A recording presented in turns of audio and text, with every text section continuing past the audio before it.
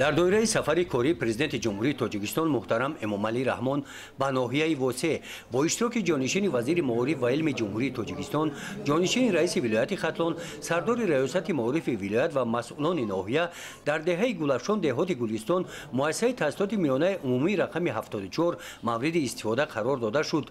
بنای مؤسسه تعلیم از 5 صنفخانه عبارت بوده دارای 100 جای نشست می باشد. 3 کیلومتر 1.5 کیلومتر می رفتن در همین خوکچنگ لوی در زمستان بوده در تای برف بارون میرفتن در مکتب همسایه میخوندن میگشتن میومدن حاضر کی باشد یعنی نگاه کنید چه خیلی مکتب زیبا ساختن که مثال فرزندای همین خلق در همینجا تحصیل کنند. در این واقعه فرحبخش خوانندگان و ساکنان دهه اشتراک نمودند.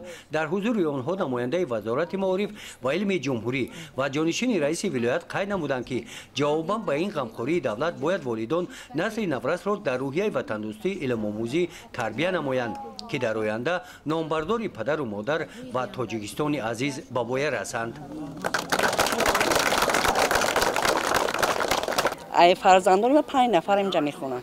5 نفر میخونن 4 کیلومتر میرفتن یا نوسته موزی نه در دنگره موندن در مکتب پرزیدنتی میخونن 4 نفر دیگه در همینجا میخونن. من مینداری خود رو به همه خلق تاجیکستان که ما رو دستگیری کرد من همین تمام رایونا ما رو دستگیری کردن ما مکتب ساختیم ما مینداری خود رو میرسونیم.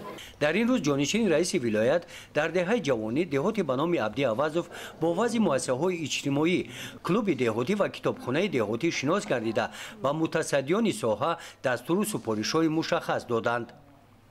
گزارش خوجا نظریف خدای نظر ظهوروف از ناحیه واسه برای برنامه اطلاعاتی نوید.